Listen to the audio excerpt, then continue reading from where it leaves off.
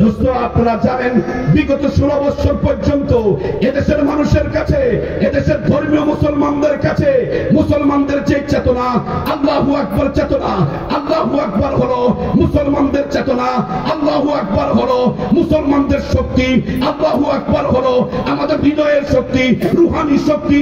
সে আল্লাহু আকবরকে বিগত ফ্যাসিস্ট সরকার, আওয়ামী সরকার আল্লাহু আকবরকে জঙ্গি স্লোগান, জামাত শিবিরের স্লোগান বানিয়ে আলেম ওলামাদেরকে দাড়ির মাঝে ধরে, বুকের মাঝে ধরে গ্রেফতার করেছে। এই বিপ্লব কুমারেরা, এই হারুন্নারা, তারা আল্লাহু আকবরের স্লোগান শুনলেই তো মাথা নষ্ট হয়ে যায়। মাহফিলের মাঝে আল্লাহু আকবরের স্লোগান দিলে মাহফিল বন্ধ করে দেয়, কারণ তারা বলেছে আল্লাহু আকবর নাকি জঙ্গি স্লোগান। বলেন আল্লাহু আকবর কি জঙ্গি স্লোগান? আজানের মাঝে আল্লাহু আকবর দেয়, আজান কি জঙ্গি স্লোগান? নামাজের মাঝে আল্লাহু আকবর বলে, তাকবীরে তাহরিমা পড়ি, বলেন নামাজ কি জঙ্গি স্লোগান? এক সময় তারা এটাই করত, তারা আল্লাহু আকবরকে জঙ্গি স্লোগান বলেছে। অথচ কোরআনে বলছে, হে মুহাম্মদ যাও ওয়াফাকাব্বির, আল্লাহু আকবার বলো, আল্লাহু আকবার বলো, আল্লাহু আকবার বলো। আজকে মুসলমানদের হৃদয় থেকে আল্লাহু আকবরকে সরিয়ে দেওয়া হয়েছে। প্রশাসনের ভয় দিয়ে, মামলা হামলা দিয়ে মুসলমানদের হৃদয় থেকে আল্লাহু আকবার সরিয়ে দিয়েছে। আর জয় বাংলার স্লোগান দিয়া বাংলাদেশের জঙ্গিবাদ কায়েম করেছে। এই যে আমরা একটা হেলমেট বাহিনী জানি, ওই হেলমেট বাহিনীরা আমার মুসলমান ভাইদের উপর হামলা করত। কি বলে হামলা করত? আল্লাহু আকবার বলে হামলা করেছে, না জয় বাংলা বলে হামলা করেছে?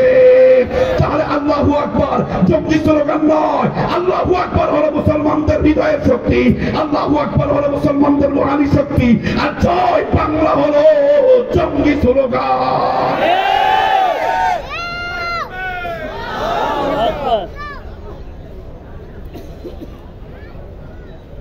দোস্ত, আল্লাহু আকবরকে তারা জঙ্গি স্লোগান বলেছে, আলেম ওলামাদেরকে জঙ্গি বানাইয়া তারা গ্রেফতার করেছে। অথচ ইসকন হিন্দুত্ববাদীদের একটি উগ্র হিন্দুত্ববাদী সংগঠনকে বাংলাদেশে জায়গা করে দিয়েছে এবং তাদের ইসকনের সদস্যরা তারা জয় শ্রীরাম একটি জঙ্গি স্লোগান, ওই জয় শ্রীরামের মাধ্যমে তারা ভারতের মাঝে আমার মুসলমান ভাইদের উপর হামলা করেছে। মুসলমানদের ঐতিহ্যবাহী মসজিদ বাবরি মসজিদ, বাবরি মসজিদের ইতিহাস হলো 1000 বছরের ইতিহাস। বাবরি মসজিদের ইতিহাস 1000 বছরের ইতিহাস। বাবরি মসজিদের ইতিহাস এত পুরানো একটি মসজিদকে 6 ডিসেম্বর থাকবে, কিয়ামত পর্যন্ত কালিমা থাকবে, কিয়ামত পর্যন্ত নবীজির নবুয়ত থাকবে। নবীজির মিশন হলো দ্বীনের বিজয়, এলাউ কালিমাতিল্লাহ, দ্বীনের পতাকাকে উড্ডীন করা, কালিমার পতাকাকে উড্ডীন করা, এটা হলো নবীজির মিশন। আমার নবী ইসলাম, যারা বলে ইসলামের রাজনীতি নাই, সব মুসলমান শোন, আমার নবী ইসলাম মদিনাতুল মুনাওয়ারাতে 10 বছর মুসলমানদের খলিফা ছিলেন। নবীজির মিশন নবীজি কায়েম করেছিলেন মদিনাতে এবং তিনি খলিফাতুল মুসলিমিন ছিলেন। 10 বছর পর্যন্ত নবীজি ইন্তেকাল করেছে। নবীজির মিশনকে সামনের দিকে এগিয়ে নিয়ে গেছেন হযরত আবু বকর রাদিয়াল্লাহু তাআলা আনহু। আবু বকর রাদিয়াল্লাহু তাআলা আনহু মুসলমানদের খলিফা ছিলেন। আবু বকর রাদিয়াল্লাহু তাআলা আনহু আমার নবীর মিশনকে, এলাউ কালিমাতিল্লাহকে, নবীজির পতাকা লা ইলাহা ইল্লাল্লাহকে পড়তে দেয় নাই। নবীজির ইন্তেকালের সাথে সাথে আবু বকর সেই পতাকাকে থাম করে ধরে নিয়েছে। 2 বছর 10 মাস 10 দিন খলিফাতুল মুসলিমিন ছিলেন আবু বকর। আবু বকর রাদিয়াল্লাহু তাআলা আনহু আমার নবীর মিশনকে সামনের দিকে এগিয়ে নিয়ে গেলেন। আবু বকরের ইন্তেকাল হলো। আবু বকরের ইন্তেকালের পরে আমার নবীর মিশনকে, আমার নবীর মিশন দ্বীনের বিজয়, কালিমার বিজয়, আমার নবীর মিশন কোরআনী শাসন কায়েম, আমার নবীর মিশনকে হযরত ওমর রাদিয়াল্লাহু তাআলা আনহু সামনের দিকে এগিয়ে নিয়ে গেলেন। কতদিন এগিয়ে নিয়ে গেলেন? এলাউ কালিমাতিল্লাহ, যে কালিমার পতাকা উপরের দিকে উঠেছে এটা নিচে নামতে দেয় নাই। লা ইলাহা ইল্লাল্লাহর পতাকাকে ওমর রাদিয়াল্লাহু তাআলা শক্ত হাতে ধরেছেন।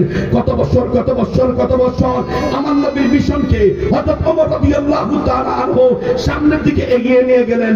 10 বছর 10 মাস। কত বছর? 10 বছর 10 মাস পর্যন্ত আমার নবীর ভীষণকে সামনের দিকে এগিয়ে নিয়ে গেলেন। হযরত ওমর রাদিয়াল্লাহু তাআলা আনহু, ওমর রাদিয়াল্লাহু তাআলা আনহু শহীদ হয়ে গেল। এই কালিমাকে পড়তে দেয় নাই আমার নবীর সাহাবীরা, এই কালিমাকে পড়তে দেয় নাই। এই কালিমাকে ধাম করে ধরে নিয়েছে উসমান রাদিয়াল্লাহু তাআলা আনহু।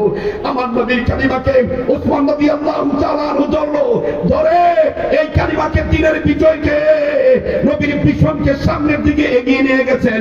হযরত উসমান রাদিয়াল্লাহু তাআলা আনহু 12 বছর হযরত উসমান রাদিয়াল্লাহু তাআলা আনহু শহীদ হয়ে গেল।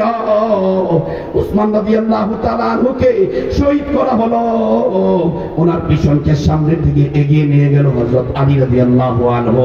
তিনি মোটামুটি প্রায় 5 বছর পর্যন্ত মুসলমানদের খলিফা ছিলেন। তিনি নবীর ভীষণকে সামনের দিকে এগিয়ে নিয়ে গেলেন, পৃথিবী শাসন করলেন। 4 বছর 10 মাসের মতো তিনি পৃথিবী শাসন করলেন। তারপরে আলী রাদিয়াল্লাহু তাআলা আনহু দুনিয়া থেকে বিদায় নিলেন। ওনার ভীষণকে সামনের দিকে এগিয়ে নিলেন নবীজি সাল্লাল্লাহু আলাইহি ওয়াসাল্লামের কলিজার টুকরা নাতি হযরত